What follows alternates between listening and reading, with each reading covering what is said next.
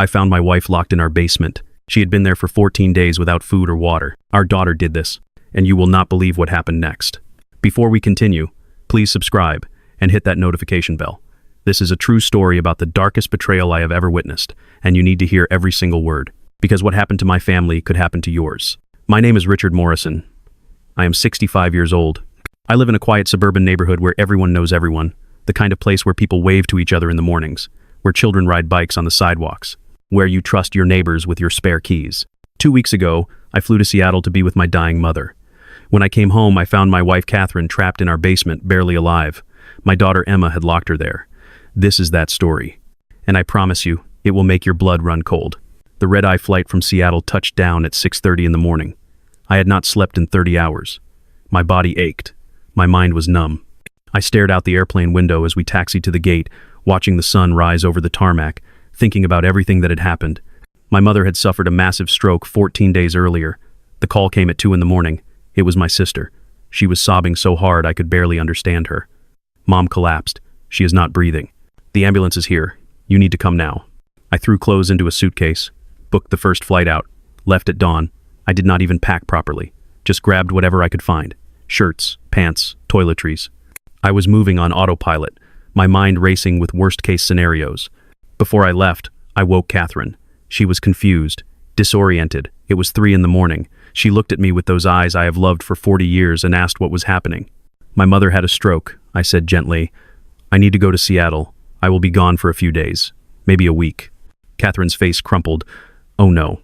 Oh, Richard, is she going to be okay? I do not know, I said honestly, but I need to be there. Catherine nodded. She understood.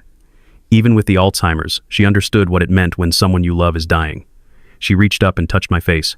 Be safe. Call me when you get there. I will, I promised. Then I made the call that changed everything. I called our daughter Emma, told her what happened, asked if she could stay with Catherine while I was gone. Of course, Dad, Emma said immediately. Do not even worry about it. Marcus and I will take care of everything. You just focus on Grandma. We have got this. I trusted her. God help me, I trusted her. At the hospital in Seattle, my mother was in the ICU, tubes everywhere, machines beeping. Her face was slack on one side. The stroke had been severe. The doctors said the next 48 hours would be critical. If she made it through that, she had a chance. A slim chance. I sat by her bedside, held her hand, talked to her. The nurses said she might be able to hear me even though she could not respond. So I talked. I told her about my childhood. About the time she taught me to ride a bike. About the way she used to sing while cooking dinner. About how much I loved her. The hours blurred together. Day became night, became day again. My sister and I took turns at her bedside, sleeping in uncomfortable chairs, eating vending machine food, living on coffee and fear. Catherine called me every day, sometimes multiple times. She would forget we had already talked. She would ask the same questions. Is your mother okay? When are you coming home? I miss you. Emma took the phone from her a few times. Everything is fine here, Dad. Do not worry. Mom is doing great. We are keeping her busy. We are taking good care of her. I believed her. On day 7, my mother's condition stabilized. She was not out of danger, but she was improving. She could move her fingers. She could squeeze my hand when I asked her to. The doctors were cautiously optimistic. On day 10, she opened her eyes, looked at me, whispered my name, Richard. I started crying. Relief flooded through me like a tidal wave. You are going to be okay, Mom. You are going to be okay. By day 14, she was stable enough that I could go home. She was not out of the woods, but she was on the road to recovery. My sister would stay with her. I needed to get back to Catherine. I missed my wife. I missed her so much it hurt. 2 weeks apart felt like an eternity. I kept thinking about her, worrying about her. She was probably confused, probably scared, probably wondering why I had been gone so long. The flight home felt endless. I could not sleep, could not eat. I just stared out the window, counting the minutes until I could hold Catherine again. When we finally landed, I grabbed my suitcase and practically ran to the parking garage. The drive home took 40 minutes. Every red light felt like torture. Every slow driver made me want to scream. Finally, I pulled into our driveway. It was 8:15 in the evening. The sun had just set. The sky was that deep blue color it gets right before full darkness. And our house was completely dark. Every light was off. Every window was black. The porch light that Catherine always kept on was off. The living room lamp that she insisted on leaving on because it made her feel safe was off. Everything was dark. A chill ran down my spine. Something was wrong. I grabbed my suitcase from the trunk, started walking toward the front door. My keys jingled in my hand. I was fumbling for the house key when I heard it. A sound. Faint, distant, but unmistakable. Thump, thump, thump. rhythmic, desperate, like someone pounding on wood. My heart stopped. I froze on the front porch, listened. The sound was coming from inside the house, from somewhere below. I jammed the key into the lock, twisted it, shoved the door open. The sound was louder now, clearer. Someone was banging on something. Hard, over and over. And there was a voice, a weak, hoarse voice calling out, "Help, please, someone help me." That voice. I knew that voice. Catherine. I dropped my suitcase. It hit the floor with a crash. I ran through the dark house toward the sound. It was coming from the basement. The door to the basement was at the end of the hallway. The door was closed. No, not just closed, locked. There was a padlock on the outside, a heavy industrial padlock that I had never seen before in my entire life. Someone had drilled holes in the door frame and installed a metal hasp. Someone had locked my wife in the basement. The pounding grew louder, more frantic. There was sobbing now. Weak, desperate sobbing. "Catherine," I shouted. My voice cracked. "Catherine, I am here. I am here." "Richard," her voice came from the other side. "Oh God, Richard, please, please, help me. I am getting you out. Hold on, just hold on." I ran to the garage. My hands were shaking so badly I could barely work the door. I grabbed a crowbar from my toolbox, ran back, jammed the curved end of the crowbar into the padlock, pulled with everything I had. It did not budge. I adjusted my grip, planted my feet, pulled again, harder. The metal groaned. My muscles screamed. I pulled harder, harder. The screws holding the hasp started to pull out of the wood. One popped free, then another. I kept pulling, yanking, cursing. The hasp ripped free from the door frame. The padlock clattered to the floor. I threw the door open. The smell hit me like a physical blow. Urine, feces, sweat, vomit, the stench of human waste and suffering. It was overwhelming, nauseating. I gagged, covered my mouth and nose with my hand. The basement was dark, pitch black. I fumbled for the light switch, found it, flicked it on. The bare bulb flickered to life, and I saw her. Catherine was at the bottom of the stairs. She was curled on the concrete floor. Her nightgown, the one I had left her in 2 weeks ago, was filthy, stained with things I will not describe. It was torn, ripped in places. Her hair was matted. Her face was hollow, gaunt. Her skin was gray. Her lips were cracked and bleeding. Her eyes were sunken into her skull. She looked like a concentration camp survivor. She looked up at me.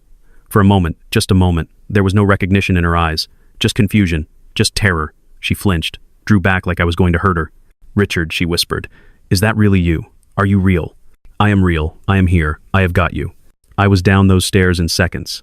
I dropped to my knees beside her, reached for her. She felt like she was made of paper, like she weighed nothing at all. I scooped her into my arms. She was so light, too light.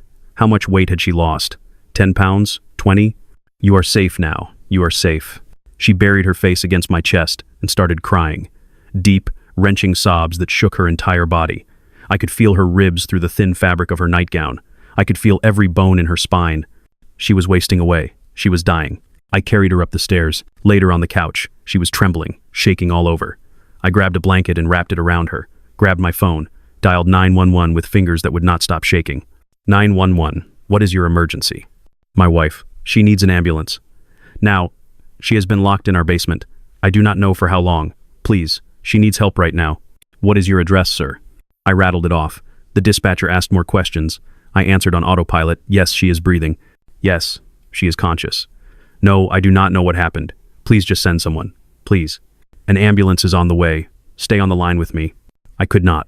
I hung up, knelt beside Catherine, brushed her matted hair back from her face, looked into her eyes. Catherine, sweetheart, can you tell me what happened? Who did this? She stared at me. Her eyes were unfocused, confused. Emma, she whispered. Emma did this. The words hit me like a bullet. Emma, our daughter, my little girl. No, that could not be right. Catherine was confused. She was disoriented. She did not know what she was saying. Emma would never. She could never. But even as I thought it, I knew it was true. Deep down, in some dark place I did not want to look at, I knew. The ambulance arrived 7 minutes later. Paramedics came through the door with a stretcher. They moved with practiced efficiency, checking vitals, asking questions, taking notes. Severely dehydrated, malnourished, possible organ damage. We need to get her to the hospital now. They loaded Catherine onto the stretcher. I climbed into the ambulance with her, held her hand. She kept looking at me like she was afraid I would disappear, like I was a dream that might fade away. I am not going anywhere, I promised. I am right here. At the hospital, they wheeled her straight into the emergency room. Nurses swarmed. Doctors barked orders. IV lines went in. Fluids started flowing. I stood in the corner, useless, watching them work. A nurse pulled me aside. "Mr. Morrison, we need some information. How long has your wife been in that condition?" "I do not know. I was in Seattle. I was with my mother. She had a stroke. I left 2 weeks ago. My daughter was supposed to be taking care of Catherine." The nurse's expression shifted, hardened. 2 weeks? "Yes, maybe. I do not know. I just found her. I just got home." "Mr. Morrison, I need to be clear with you. Your wife is in critical condition. She has been without adequate food and water for an extended period. We are doing everything we can, but the next few hours are going to be critical." "Is she going to die?" The nurse hesitated. "We are doing everything we can." A police officer arrived an hour later. He introduced himself as Detective Torres from the Elder Abuse Unit. He asked to speak with me privately. We went to a small waiting room. He pulled out a notepad. "Mr. Morrison, can you tell me what happened?" I told him everything. About Seattle, about my mother, about asking Emma to stay with Catherine, about coming home and finding the padlock on the door, about Catherine in the basement. He wrote it all down. "When did you last speak to your daughter?" 3 days ago. She said everything was fine. She said Catherine was doing well. She said not to worry. Did anything seem unusual about the call? I thought back. Tried to remember. No, nothing. She sounded normal, upbeat. She said they were managing just fine. "Mr. Morrison, I need to ask you something difficult. Is it possible your daughter did this intentionally?" The question made me feel sick. I do not know. I do not want to believe that. But Catherine said it was Emma. She said Emma did this to her. Detective Torres nodded slowly. "I am going to need access to your home. We need to process the scene. Document the evidence. Can you give me your keys?" I handed them over. "One more thing," he said. "I need to be direct with you. If your daughter locked your wife in that basement, she is looking at serious criminal charges, forcible confinement, criminal negligence, possibly attempted murder. This is not a family matter. This is a crime. I want her prosecuted," I heard myself say, "to the fullest extent of the law." The words came out flat, cold, empty, because in that moment, I meant them. Catherine was in the hospital for 3 days. They kept her under observation, pumped her full of fluids, started her on a feeding regimen, monitored her kidneys, her liver, her heart. The doctors said she was lucky.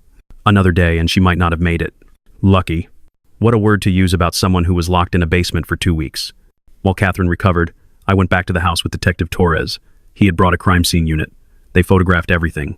The basement, the padlock, the door frame with the ripped out screws. They took samples, swabs, measurements. I stood in the hallway and watched them work. Everything felt surreal, like I was watching a movie about someone else's life. When they were done with the basement, Detective Torres asked if he could look around the rest of the house. I nodded, followed him. That was when I started noticing things. Things were different. Furniture had been moved. The bookshelf in the living room was in a different spot. The coffee table was gone. There were boxes stacked against the wall, cardboard boxes I had never seen before. Some were sealed with tape. Some were half-packed with dishes and linens. Catherine's pill organizer was gone from the kitchen counter. She kept it there, a little plastic container with compartments for each day of the week. Her Alzheimer's medications, her blood pressure pills, her vitamins. It was always on the counter. Always. Now it was gone. I opened the kitchen cabinets. Half of our dishes were missing. I checked the bedroom.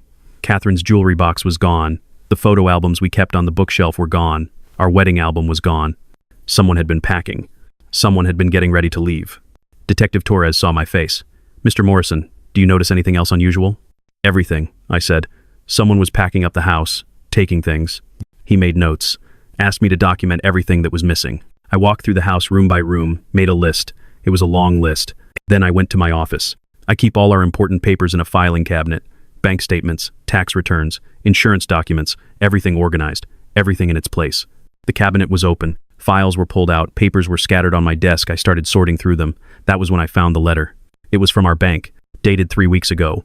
It said we had opened a home equity line of credit. I read it twice, 3 times. It did not make sense. We had not opened a HELOC. Catherine and I owned our house outright. We paid off the mortgage 20 years ago. We had no debt. This had to be a mistake. I kept reading. The letter said the HELOC was for $375,000. It said the funds had been dispersed. It said they had been transferred to an account at a different bank. My hands started shaking. I called the bank immediately, waited on hold for what felt like hours, finally got through to a customer service representative. "This is Richard Morrison. I am calling about a home equity line of credit on my property. I did not authorize this. This is fraud." The representative asked for my account number. I gave it. She put me on hold. Came back 5 minutes later. "Mr. Morrison, I have your account information pulled up. The HELOC was opened 4 weeks ago, September 10th. It was signed by Catherine Morrison. We have her signature on file. The funds were dispersed on September 18th. $375,000 was transferred to a joint account belonging to Emma Chen and Marcus Chen. Emma Chen, my daughter. She had taken her husband's last name when she married. My vision started to tunnel. I could not breathe, could not think. Where is that money now? I asked. My voice sounded like it was coming from far away. I am not authorized to share information about accounts that do not belong to you, sir. You would need to speak with the account holders directly. I hung up, called Detective Torres. He answered on the second ring. I found something, I said. My daughter stole $375,000 from us. I need you to come back to the station, he said immediately. Bring every document you have. I gathered everything, bank statements, the HELOC letter, our property deed, Catherine's medical records documenting her Alzheimer's diagnosis. I put it all in a box and drove to the police station. Detective Torres met me in an interview room, spread the documents out on the table, started going through them one by one.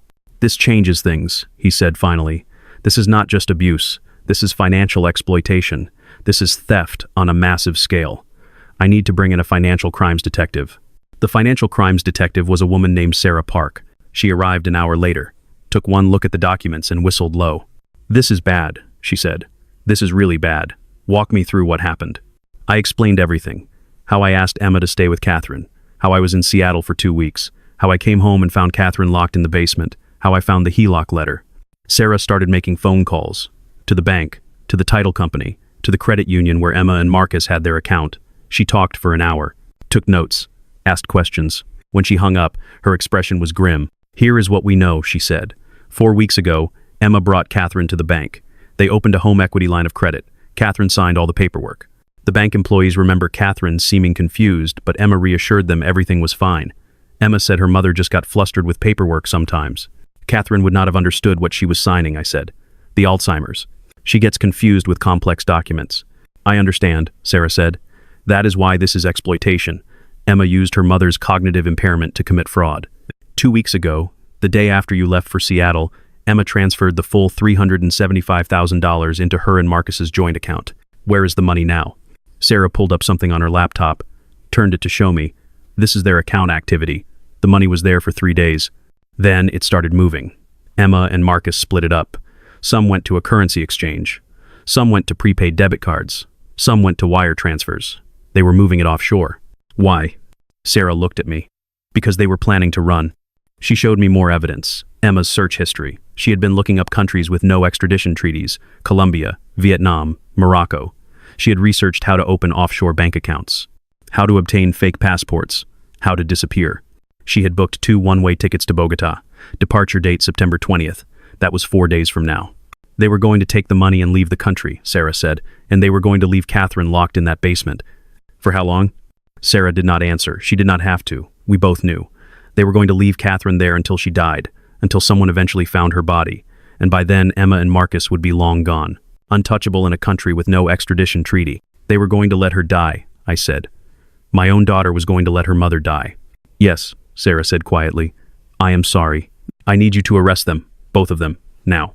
We are working on that, Detective Torres said. We have officers looking for them. Do you know where they might be? Their house, I said. They live about 20 minutes from here. Sarah shook her head. We checked. They are not there. The house is empty. It looks like they have already started packing. We have alerts out for their car, credit cards, phones. We will find them. They found them the next morning. Emma and Marcus were at a budget motel on the outskirts of the city. They had checked in under fake names, paid cash. They were holed up in a room with suitcases full of clothes and bags full of prepaid debit cards loaded with our money. The police knocked on the door at 6 in the morning. Emma opened it. Her face went white. Emma Chen and Marcus Chen, you are under arrest for forcible confinement, theft over $5,000, fraud, criminal negligence, causing bodily harm, and attempted murder. You have the right to remain silent. Anything you say can and will be used against you in a court of law. Emma started crying. This is not what it looks like. You do not understand. My mother is sick. We were trying to help her. We were trying to protect her money. The officers did not respond. They put her in handcuffs, read her rights, led her to a police car. Marcus tried to run, got about 10 feet before an officer tackled him. They cuffed him face down on the motel parking lot asphalt. He was screaming that it was not his fault, that it was Emma's idea, that he did not do anything wrong. They put him in a separate police car. Detective Torres called me an hour later. We have them, both in custody. Do you want to come down to the station? I was already in the car. At the police station, they put Emma and Marcus in separate interrogation rooms. Detective Torres showed me to an observation room where I could watch through a one-way mirror. "I know this is hard," he said, "but I thought you should see this. You should know the truth." I sat down. Watched. Emma was in the first room. She was still crying, mascara running down her face. She looked young, vulnerable, like the little girl I used to tuck into bed at night. A female detective entered, sat down across from Emma, read her rights again, asked if she wanted a lawyer. "No," Emma said. "I did not do anything wrong. I was helping my mother. I was trying to protect her." The detective opened a folder, pulled out photographs. They were photos of the basement, of the padlock, of Catherine in the hospital. "Does this look like helping?" the detective asked. Emma looked at the photos. Fresh tears started falling. "That is not what happened. You do not understand. My mom gets confused. She wanders. We were just making sure she would not hurt herself. By locking her in a basement for 2 weeks without food or water, we were going to check on her. We just needed a few days to get things organized." "Organized for what?" Emma looked away. "For our trip." "Your trip to Colombia?" Emma's face went pale. "How did you know about that?" "We know everything, Emma. We know about the HELOC. We know about the $375,000. We know about the flight tickets. We know you were planning to leave the country. Walk me through it. What was the plan?" Emma was quiet for a long time. Then she started talking. "Marcus lost his job 6 months ago. We were struggling. We had debt, credit cards, a second mortgage. We were drowning. We did not know what to do. Marcus said maybe we could borrow from my parents, just for a little while, just until he found another job. So you opened a HELOC on their house? It was their money. It was going to be my inheritance anyway. We were just accessing it early, without permission. My mom signed the papers. Your mom has Alzheimer's. She did not understand what she was signing." Emma did not respond. "What about the basement?" the detective asked. "Why lock her in the basement?" Emma's voice got very quiet. "We needed time, to move the money, to book the flights, to get away. We could not have her calling anyone, could not have her talking to my dad. We just needed a few days. You locked your mother in a basement and left her there for 2 weeks. We were going to call someone," Emma said desperately. "Before we left, we were going to make an anonymous tip. Someone would have found her." "When? 2 days before your flight? 1 day? Would she have still been alive?" Emma did not answer. In the other room, Marcus was singing a different tune. "It was all Emma's idea," he said. "I told her it was wrong. I told her we should not do it. She would not listen. She said it was the only way. She said her mom would not even remember." "You did not try to stop her?" "I could not. You do not understand.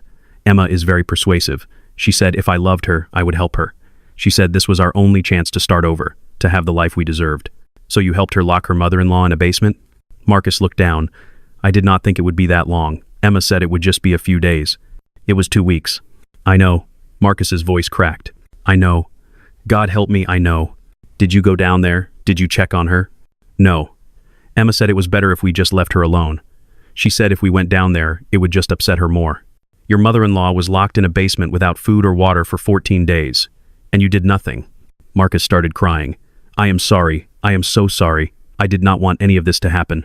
But you were still planning to leave the country with the money." Marcus did not answer. I watched both interrogations, listened to both stories. Emma blaming Marcus, Marcus blaming Emma, both of them claiming they never meant for it to go this far. Both of them claiming they were going to call someone. Eventually. Maybe. They were lying. They were going to let Catherine die. They were going to take the money and run, and they were never going to look back. After the interrogations, Detective Torres came to get me. "They both confessed," he said.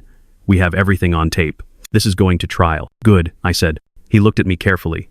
"Mr. Morrison, I need to prepare you. This is going to be a long process. Months, maybe over a year. Are you ready for that?" "I do not care how long it takes. I want them punished." "They will be," Torres said. "I promise you that." The trial began 11 months later. Catherine was home by then. She had recovered physically, gained back the weight she lost. The dehydration damage to her kidneys had healed. But mentally, she was worse. So much worse. The trauma had accelerated her Alzheimer's progression. Her neurologist said the stress of what happened had damaged her brain further. She was declining faster now, forgetting more, getting confused more easily. She had nightmares. She would wake up screaming, convinced she was still in the basement, still trapped in the dark. Some nights I had to hold her for hours, remind her over and over that she was safe, that she was home, that no one was going to hurt her ever again. I am not sure she believed me. Emma and Marcus had been in jail for 11 months. They could not make bail. The charges were too serious. They had both pleaded not guilty. Both hired lawyers. Both insisted they never meant to hurt Catherine. The Crown attorney assigned to the case was a woman named Rachel Kim. She was in her early 40s. Sharp eyes, no-nonsense demeanor. She had prosecuted elder abuse cases before. She knew what she was doing. She came to our house 3 weeks before the trial started, sat with Catherine and me in our living room, explained what was going to happen. "This is going to be difficult," she said. "Emma and Marcus are going to claim this was all a misunderstanding. They are going to say they were trying to help. They are going to try to make themselves look sympathetic. We need to be ready for that." "What do you need from us?" I asked. "Everything," Rachel said. "Medical records, bank records, testimony from Catherine's doctors, testimony from neighbors, anything that proves Emma knew exactly what she was doing, that she understood her mother was vulnerable and exploited that vulnerability intentionally." "Can Catherine testify?" I asked. Rachel looked at Catherine. Catherine was sitting on the couch, holding a cup of tea, staring at nothing. She looked small, fragile. "I do not think so," Rachel said gently. "Her condition has progressed too far. The defense would tear her apart on cross-examination, but her neurologist can testify. He can explain how the trauma affected her, how it accelerated her decline." "What about me? Can I testify?" "Yes, you are our star witness. You found her. You saw what they did. Your testimony is going to be crucial." The trial was held at the County Superior Court. The courtroom was packed, news cameras outside, reporters everywhere. The story had made headlines. Daughter locks Alzheimer's mother in basement, steals fortune, plans to flee country.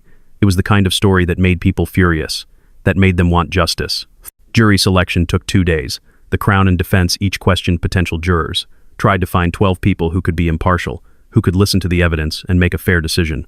It was not easy. Everyone had already heard about the case. Everyone had an opinion. Finally, they seated a jury, 7 women, 5 men. Ages ranging from mid-20s to early 70s. They were sworn in. The judge read them instructions, and the trial began. Rachel made the opening statement for the Crown. She was compelling, passionate. She laid out the timeline, described what Emma and Marcus did, showed photos of Catherine in the hospital, photos of the basement, the padlock. The evidence was damning. Emma Chen and Marcus Chen committed one of the most callous, calculated crimes I have ever prosecuted, Rachel said. They saw a vulnerable woman, a woman suffering from Alzheimer's disease, a woman who trusted them completely, and they exploited her. They manipulated her into signing documents she did not understand.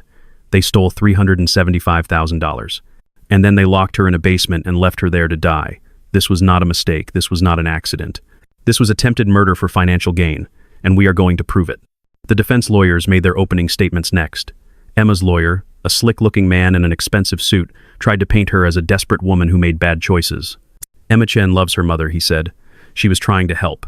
She and her husband were drowning in debt. They made a mistake, a terrible mistake, but they never intended to hurt anyone. They never meant for things to go as far as they did. This is a tragedy, yes, but it is not murder. It is not attempted murder. It is a family matter that spiraled out of control." Marcus's lawyer took a different approach. He tried to make Marcus look like a victim of Emma's manipulation. "Marcus Chen is not a criminal," he said. "He is a man who loved his wife, who trusted his wife, who believed his wife when she said they were doing the right thing. He is guilty of poor judgment, of following bad advice. But he is not guilty of attempted murder. He is not guilty of forcible confinement. He is a good man who made mistakes." The jury listened to both sides. Their faces were unreadable. Then the evidence began. The Crown called witnesses one by one. Catherine's neurologist testified about her Alzheimer's, about how she would not have understood complex legal documents, about how the trauma had accelerated her decline. Bank employees testified about the day Emma brought Catherine in to sign the HELOC paperwork. They said Catherine seemed confused, kept asking what the papers were for. Emma kept reassuring her, kept saying it was routine, just a formality. "Just sign here, Mom. Everything is fine." One bank employee said she had been uncomfortable, said she had mentioned to her supervisor that the customer seemed confused, but the supervisor said if the woman signed the papers, that was good enough. Neighbors testified that they had not seen Catherine outside the house during those 2 weeks. One neighbor said she had noticed Emma and Marcus loading boxes into their car late one night, said it looked like they were moving. Police officers testified about finding Emma and Marcus at the motel, about the suitcases full of clothes, the bags full of prepaid debit cards, the flight confirmations to Colombia. Financial experts testified about the money trail, how Emma and Marcus had moved the money, split it up, tried to hide it. Then it was my turn. I sat in the witness box, looked at the jury, 12 ordinary people. I told them everything, about Seattle, about my mother's stroke, about asking Emma to stay with Catherine, about coming home and finding the padlock on the basement door, about breaking it open, about finding Catherine at the bottom of the stairs. I described what she looked like, how she smelled, how light she felt when I picked her up, how she did not recognize me at first. Emma's lawyer cross-examined me. He tried to suggest that maybe Catherine had locked herself in the basement somehow, that maybe her Alzheimer's had caused confusion, that maybe Emma was not responsible. I looked him in the eye. My wife cannot work a padlock, I said. She cannot drill holes in a door frame. She cannot install a hasp. Your client did that. Your client locked her own mother in a basement and left her there to die. The courtroom was silent. Did you love your daughter? The lawyer asked. Past tense, I said. Yes, I loved my daughter. But the woman sitting at that table is not my daughter. My daughter would never do something like this. Emma started crying. The jury watched. The Crown rested its case after 5 days. The defense called its witnesses. Emma took the stand. She was dressed conservatively, hair pulled back, minimal makeup. She looked like a respectable accountant, not like someone who locked her mother in a basement. Her lawyer asked gentle questions. She answered with tears streaming down her face. I love my mother, she said. I would never hurt her. I was just trying to help. We were in so much debt. I was scared. I made a mistake. I know that. But I never meant for it to go this far. I never meant for her to get hurt. Rachel cross-examined her. She was not gentle. You forged your mother's signature on legal documents, yes or no? Emma hesitated. I did not forge it. I helped her sign it. Did you explain to her that you were taking out a $375,000 loan against her house? We talked about it. Did you tell her you were transferring that money into your personal account? She knew we needed help. Did you tell her you were planning to leave the country? Silence. Did you tell her you were going to lock her in a basement for 2 weeks? No. Why not? Because I knew she would not agree. So you did it anyway. I was scared. I was desperate. I did not know what else to do. You could have not stolen from your mother. You could have not locked her in a basement. You could have not planned to abandon her there to die. Emma broke down completely. That is not what I was going to do. I was going to call someone. I was going to make sure she was okay. When? Rachel held up the flight confirmations. You were leaving in 2 days. Your mother had already been in that basement for 12 days. She was dying. You were going to let her die and take the money and run. No, that is not true. Then why did you book one-way tickets to a country with no extradition treaty? Emma had no answer. Marcus testified next. He tried to blame everything on Emma, said it was her idea, her plan. He just went along with it because he loved her. Rachel destroyed him too. You knew Catherine was in the basement, yes or no? Yes. You knew she was locked in there, yes or no? Yes. Did you ever check on her? No. Did you ever bring her food or water? No. Did you ever tell anyone what was happening? No. So you let your mother-in-law suffer in that basement while you packed your bags and prepared to flee the country with her money. I did not know it would be that long. I thought Emma was going to let her out. But she did not. And you did nothing. Marcus had no answer either. The defense rested. Closing arguments began. Rachel's closing was powerful. She walked the jury through every piece of evidence, every lie Emma and Marcus told, every deliberate choice they made. She showed photos of Catherine in the hospital, photos of the basement, photos of the padlock. These defendants committed a heinous crime, she said. They targeted a vulnerable woman. They stole her life savings. They locked her in a basement and left her to die. They planned to flee the country with the money. They showed no remorse until they got caught. They deserved the maximum sentence. The defense lawyers gave their closing arguments. They asked for leniency, said their clients made mistakes but did not deserve decades in prison. The jury deliberated for 6 hours. Then they came back. Guilty. On all counts. Emma sobbed. Marcus put his head in his hands. I felt nothing. Just emptiness. Sentencing was 2 months later. The Crown asked for 15 years for Emma. 12 years for Marcus. The defense asked for suspended sentences. Community service. Probation. They argued their clients had no prior criminal record. That they were remorseful. That prison would not serve justice. I submitted a victim impact statement. It was 5 pages long, single-spaced. I detailed everything. What this did to Catherine, what this did to me, what this did to our lives, our family, our future. I wrote about how Catherine wakes up screaming now, how she panics in small spaces, how she sometimes does not recognize our own home because some part of her brain thinks she is still trapped. I wrote about the money, the $375,000 we will never see again, the house we might have to sell, the care Catherine needs that we can barely afford now. I wrote about trust, about how my daughter destroyed something sacred, something that can never be rebuilt. Catherine's neurologist submitted a letter. He documented how the trauma accelerated her Alzheimer's progression, how she declined faster in 6 months than she did in the previous 2 years, how what Emma did stole time from us, precious time we will never get back. The judge read everything, took her time. When she finally looked up, her expression was hard. Miss Chen, Mr. Chen, please stand. Emma and Marcus stood. Both looked terrified. I have read the victim impact statements, the judge said. I have reviewed all the evidence.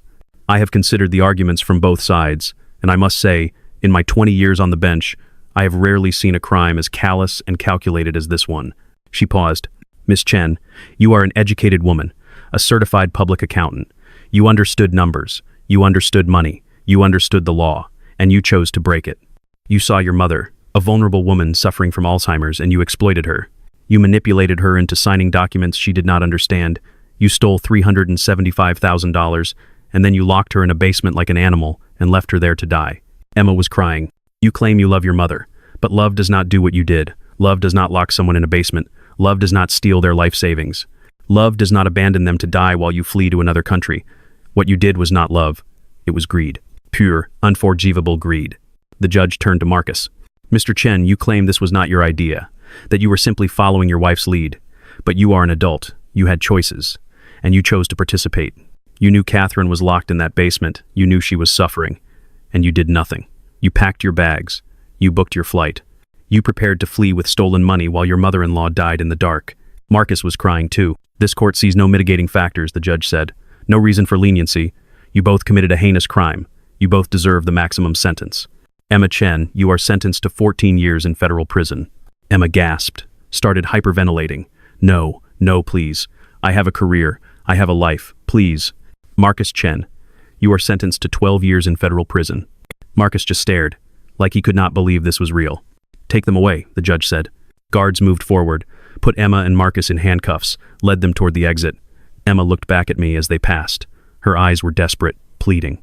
Dad, she said, please, I am sorry, please forgive me. I looked at her, felt nothing, said nothing. She was gone. That was 18 months ago. Catherine and I are still here, still fighting, still trying to piece together what is left of our lives. The civil lawsuit settled 6 months after the criminal trial. Emma and Marcus were found jointly liable for $375,000 plus damages. The court put liens on any future assets, wages, inheritance, prison earnings. If they ever have anything, we will get it. But realistically, we will never see that money again.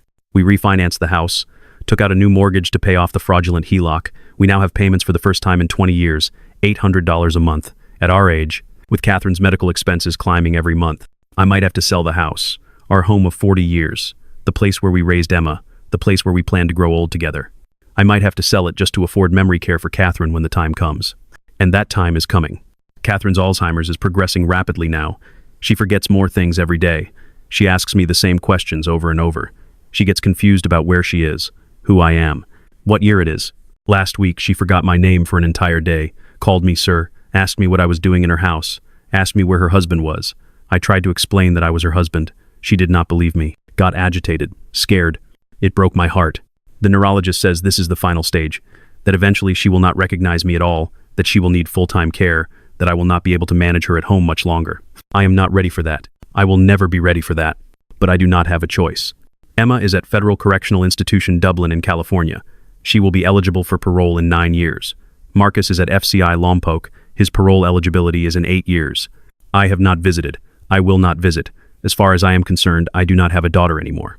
People ask me sometimes if I regret it, if I think 14 years is too harsh, if I wish I had tried to work it out as a family, if I wish I had been more forgiving. Here is what I tell them. Emma locked her mother in a basement for 14 days. No food, no water, no light, just darkness and terror and slow starvation. She did this to a woman with Alzheimer's. A woman who trusted her completely, a woman who gave birth to her, raised her, loved her unconditionally. She did it for money. She stole $375,000. She planned to flee the country. She planned to let Catherine die and never look back. She did all of this knowingly, deliberately, without conscience. 14 years is not too harsh. 14 years is mercy, because if it were up to me, she would never get out. Catherine does not understand where Emma is. Sometimes she still asks about her, asks when she is coming to visit, asks why she has not called. I tell her Emma is away for work, that she will visit soon. It is easier than explaining the truth to someone who will not remember anyway. Sometimes I wonder if Emma thinks about what she did, if she has regrets, if she understands the magnitude of what she destroyed. I doubt it. People like Emma do not change. They do not learn. They just get better at justifying their actions to themselves. But maybe prison will teach her something. Maybe 12 years in a cell will give her time to think about what she did, about the woman she left to die in a basement, about the father who will never forgive her, about the life she threw away for money. Maybe. Or maybe she will just spend those years feeling sorry for herself, blaming everyone but herself, waiting for the day she gets out so she can go back to her life. I hope not. But I am not holding my breath. As for Catherine and me, we take it one day at a time. Some days are good. She is lucid, present. We can have conversations. We can watch movies. We can laugh together. Other days are bad. She is confused, scared, lost in her own mind. I hold her hand, remind her who I am, tell her she is safe, tell her I love her. Every day is a gift, every moment of clarity is a blessing, because I know it will not last. I know the disease is taking her from me piece by piece, and eventually there will be nothing left.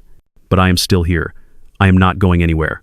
I made vows 40 years ago, for better or worse, in sickness and in health. Till death do us part. I meant those vows. Emma did not understand that.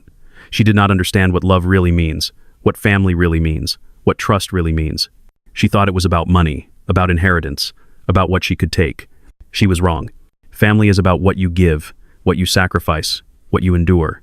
It is about showing up when things are hard, about keeping your promises when keeping them costs you something. Emma failed that test, and she will spend the next 14 years paying for it. I wish I could say I am sad about that. I wish I could say I forgive her. I wish I could say that somewhere deep down I still love my daughter. But I cannot. She killed that love the day she locked her mother in a basement. Some things cannot be forgiven. Some things cannot be forgotten. Some things cannot be fixed. And I am done trying. If you are listening to this story, I want you to take something away from it. Your family's trust is sacred. It is the foundation of everything. Break it, and you destroy something that can never be rebuilt. If someone in your family is vulnerable, protect them. Do not exploit them. Do not see them as an opportunity. See them as a responsibility, as a privilege, as someone who deserves your care and your loyalty. If you are struggling financially, ask for help. Talk to people. Find solutions. But do not steal. Do not manipulate. Do not hurt the people who love you, because the consequences are not worth it. Emma traded her entire family for $375,000. She traded her mother's safety, her father's love, her own freedom. And for what? For money she never even got to spend. Was it worth it? Ask her in 14 years. As for me and Catherine, we are still here, still together, still fighting. That is more than Emma wanted for us. And it is more than she will have for a very long time. Justice is not about revenge. It is about accountability. It is about consequences. It is about saying loudly and clearly that some actions are unforgivable. Emma learned that the hard way. I hope you never have to learn it at all. Thank you for listening to our story. And please, take care of your family before it is too late.